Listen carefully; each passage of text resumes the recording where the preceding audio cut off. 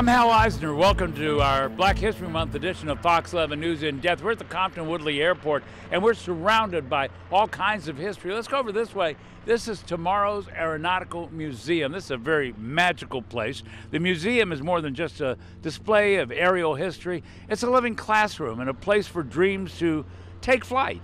From aerial training to after-school programs offering science, technology, engineering, and math enrichment, TAM lifts up kids from 8 to 18 and changing their lives. And Robin Petgrave is the man behind all of this. You're the founder, and thanks for being with us here on Fox 11 News in Depth. And this man's got quite a story and is himself quite a story.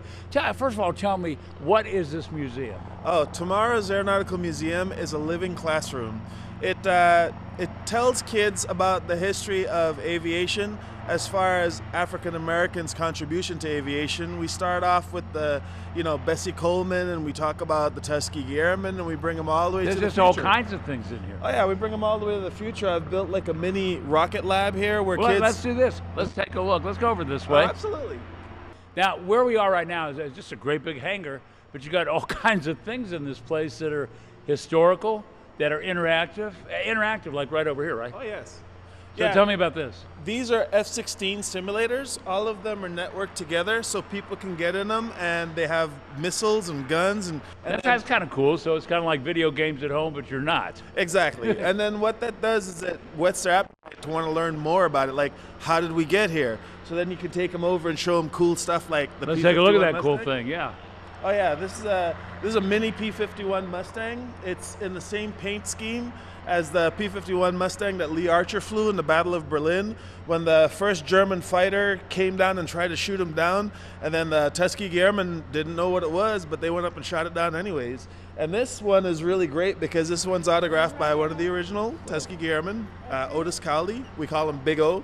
And by Lawrence Fishburne, who starred in that first movie about the Tuskegee Airmen. So it's got a lot of history, and this is the only place you will find this with that combination of signatures. I want to ask you, and I think before we even get into more about the museum, I want to get more into your head.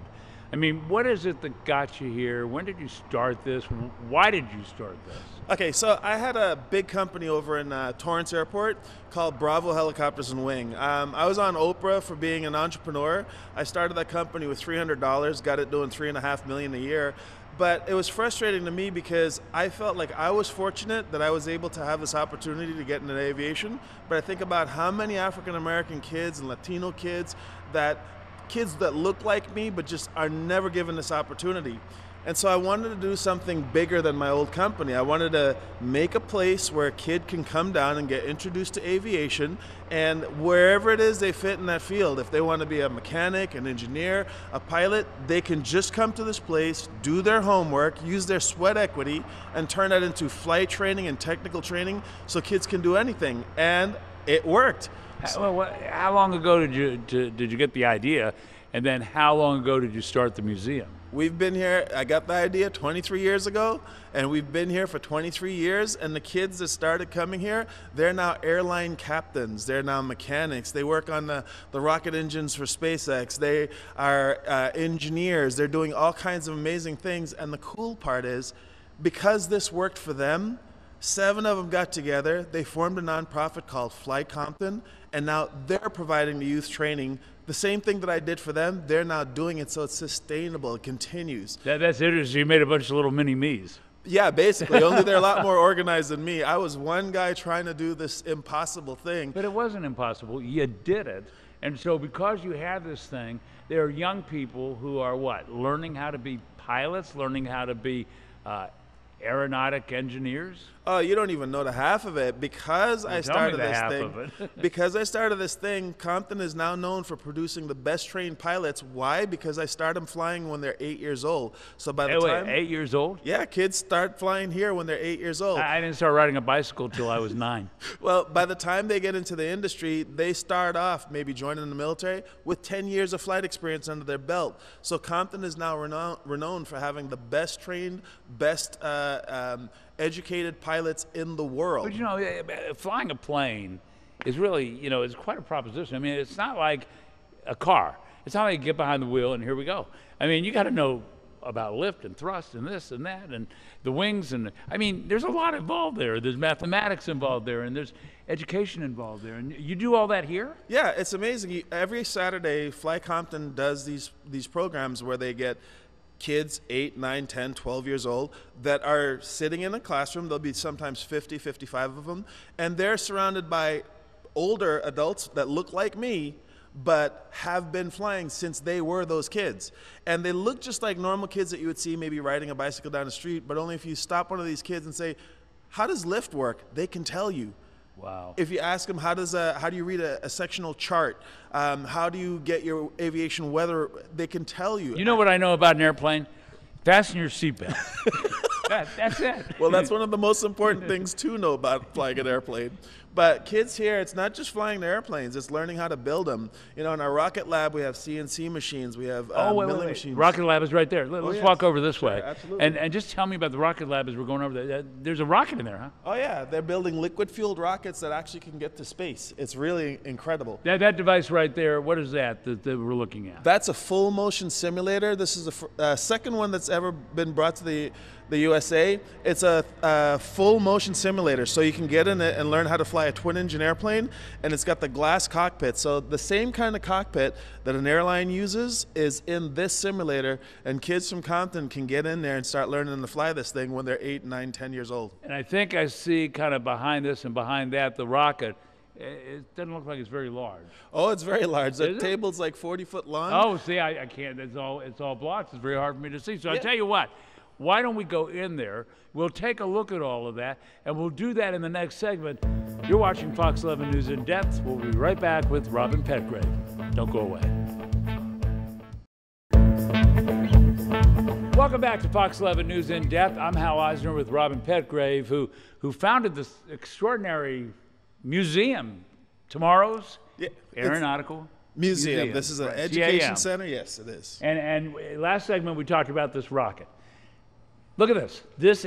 It is a long rocket. Oh yeah, this is a liquid-fueled rocket. It uses not kerosene, but it uses liquid oxygen. And the kids are making this? Yeah, high school kids are working with engineers from Boeing, SpaceX, Northrop Grumman, Jet Propulsion Laboratories. What is the end game for this thing?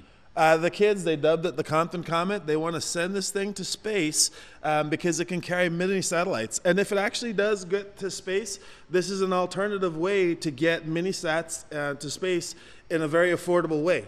Compton Comet. Oh my gosh. Oh yeah, in here we have drones, we have milling machines, we have humanoid robots, a kid's program to do all kinds of things. It's insane. And that may be insane, but boy, this is really insane. This is a heck of a mural. Tell me about this. Oh yeah, this is basically, it chronicles some of the notable achievements of African Americans that contributed to this thing called aviation. You've got, Eugene Bullard, you got Bessie Coleman, you've got Chauncey Spencer, you've got the Tuskegee Airmen, right? Right, all the way across there. And then tell me what's over there in that part of this little museum right there. This is very cool. That is Benjamin O. Davis, and this is the blackboard from the first Tuskegee Airmen movie starring Lawrence Fishburne, and this was for the Battle of Berlin. And this right here is Benjamin O. Davis, the general that made sure that the Tuskegee Airmen performed in such a way. And then actually above us, we've recreated the Battle of Berlin. Which we can't see from this area here, but we'll try to catch it later. And got a young pilot over here. Oh yeah, this is Kavion here. Come on in Kavion. Here. How you doing, young man? Your name is? Kavion. How old are you? I'm 14. 14 years old. I've been your age several times. What do you want to be when you grow up? I want to be a pilot when I get older. Why? I just love aviation. I mean, it's something that every kid dreams of. Yeah, but what is it about aviation? And I would tell you that not every kid dreams of that, because I didn't. Yeah, I like aviation because it's always been a dream of mine. I like to be able to fly and experience the world from above. But what was the kernel in your brain that said, ooh, this would be really cool? I mean, I'm not sure. I just learned. I started getting into aviation on my first airplane. Then I was like, oh, I got to do this. It was something that it sparked my interest. So it was the experience. Yeah, it was my first experience that started it. Is that very typical? Yeah, and that's why a lot of the kids come down when we have airfairs.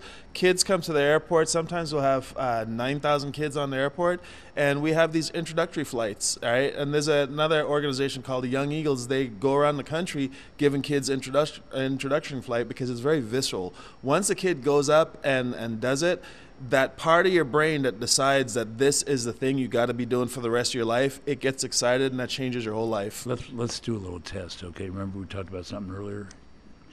What is lift? Lift is what lifts the airplane up into the sky. It has 4 components. It's lift, weight, thrust, and drag, and those are what keeps and makes an airplane fly. Okay, you win. But the sad part is, when he was 8 years old, you could have asked him the same question. He would have told you. You've learned a lot here, haven't you? Yes, I've learned almost everything I know here. But is there something in you that says, once I get good at this, I'm going to also push it back to others? Yes, once I can become a pilot and I know everything I know, I want to help what they're doing. I want to do the same thing and teach the younger ones that also want to learn how to fly. Because it's important for us to all help each other, to get along with each other, to do things with each other. Yes, it's always the best to, do everything for each other and take it back, because everyone wants to do what you want. Everyone that wants to do what you want to do, you should always help them because you know what to do, and it'll give them a spark to do what they want to do. Well, there's a term for that, mentoring.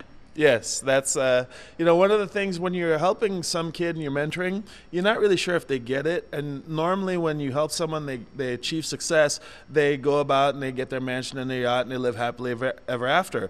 But then there's a whole crew of kids here that actually got it, and that's why Fly Compton started.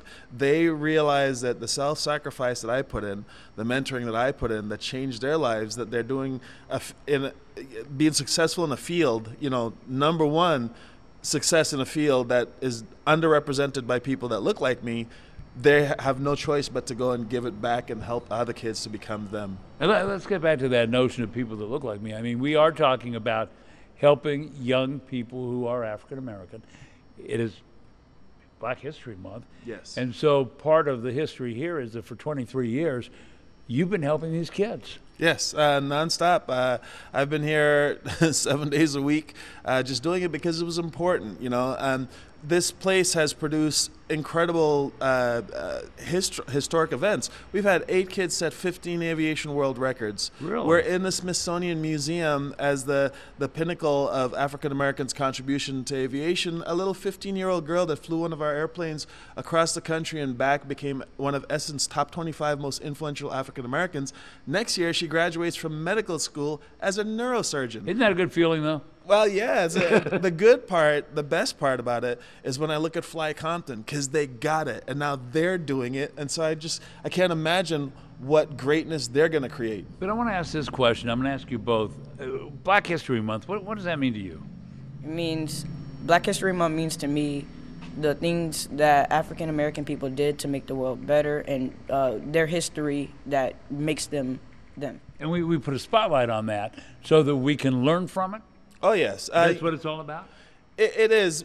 By acknowledging, not just trying to pretend we don't exist and we weren't integral in this development of this wonderful country called the United States of America. By acknowledging this and giving us a little time to shine and giving people who might not think the same a chance to look at something that they're not exposed to, makes everybody more inclusive, it starts to break down those barriers. People might complain about it, but it forces you to acknowledge somebody that needs it. There's an interesting conversation sometimes, excuse me, when I've done this show, I have heard people say we shouldn't have a Black History Month. Every day should be Black History Month. Every month should be Black History Month. And so I've heard others say, no, we need to have a time to really reflect. What's your take? The best way to think about it is every day should be an anniversary. Every day should be Valentine's Day. Every day should be Christmas. You should celebrate that every day. But isn't it nice to have that one time where everybody acknowledges this is that one special day for this? So yes, Black History Month is it's an everyday thing, but it's nice to at least have 1 month where everybody can acknowledge it and spend a little time spending more attention and shining more light on on our people. I think that's very well put. And we're going to continue. Nice to meet you, young man. Can't wait to be in a plane where you're piloting, I think. We'll be back with more Fox 11 News in Depth right after this break. Don't go away.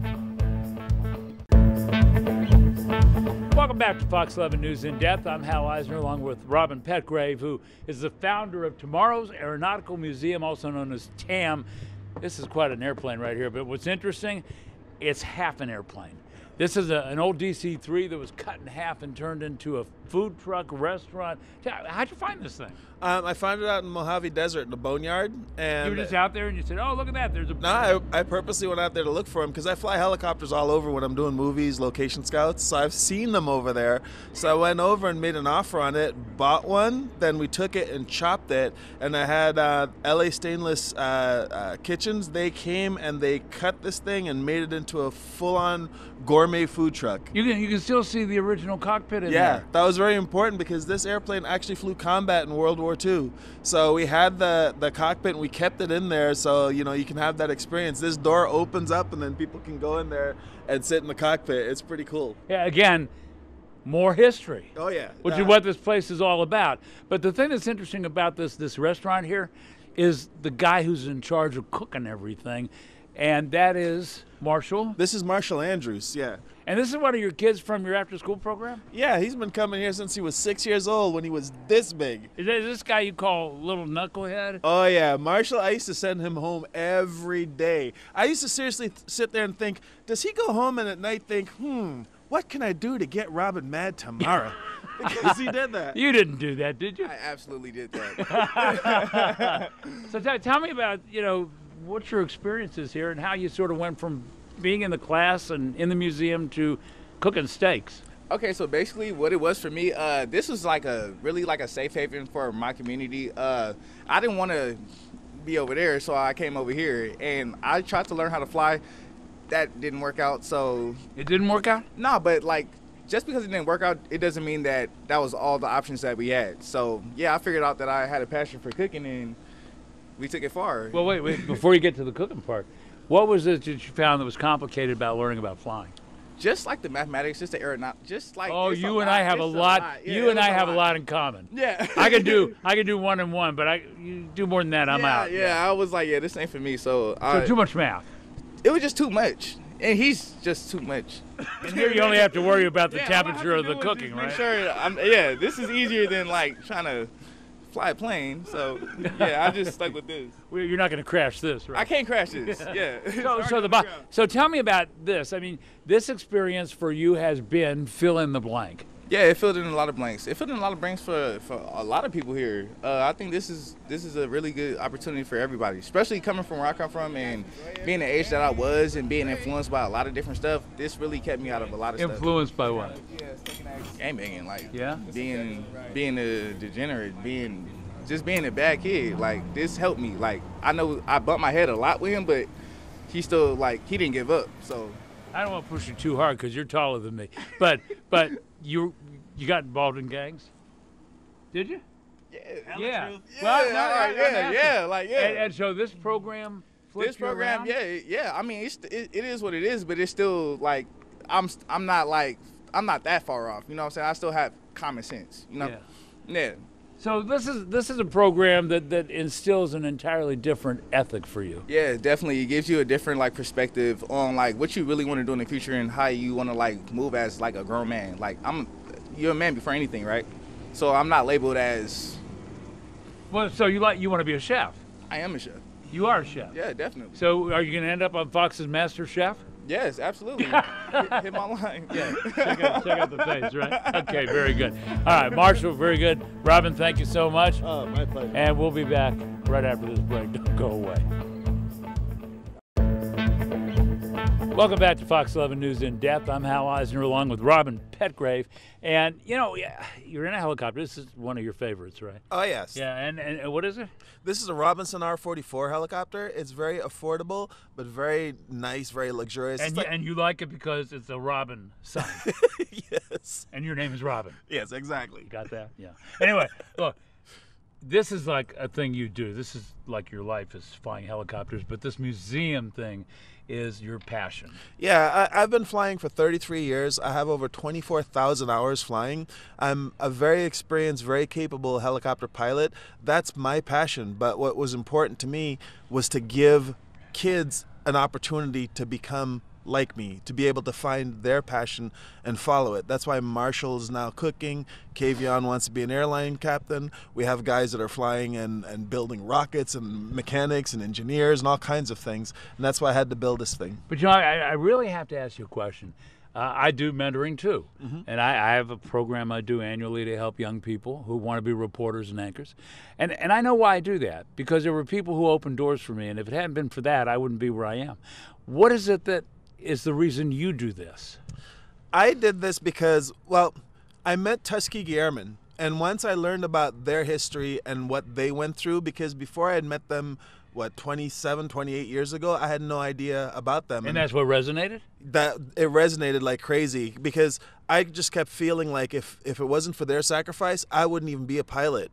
And that was a big part of why I decided to build this museum, to honor their legacy and teach young kids now about their past, so that way the legacy continues, their history continues, because it lives in the hearts and minds of young people. So that was the big motivating factor for me. Because if you're not a bridge to the future, then how do the young people of the future know about the past? Exactly. And if the kids don't know about the past and what perseverance, what ethics means, what giving your all and doing the right thing means, then where are we going? And so these kids learn that, and that's why they decide to give back themselves. All right, let's go over this way for a minute. It only stands to reason you'd have a red carpet outside of your helicopter. Yeah, here, you're the celebrity in our mind, so for the hour or two we got you, we give you that celebrity treatment, baby. Well, you know what? Actually, I'm not. You are Robin Petgrave, Marshall, Clavion. No, you guys are the celebrities to me. And just a final thought about young pilots someday becoming big pilots.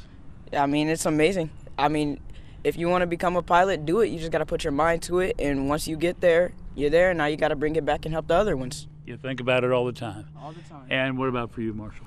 For me, honestly, I just think that, like, if somebody else is building you up, you should build somebody else up. It's just like, pick up the slack. Push it forward. Exactly. Right? Reciprocate. Yeah, I'm with you, man. I'm with you. I Exert. believe that 100%.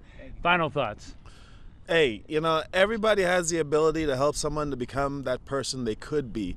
And if you go through life and when you're leaving, everybody that met you is better than before they met you, you've done your job. Okay. Don't forget our podcast. It's called What the Hell, and it's available wherever you get your podcast or at whatthehellpodcast.com. Thanks, everybody. Have a great week, everyone. We'll see you next time. Bye-bye.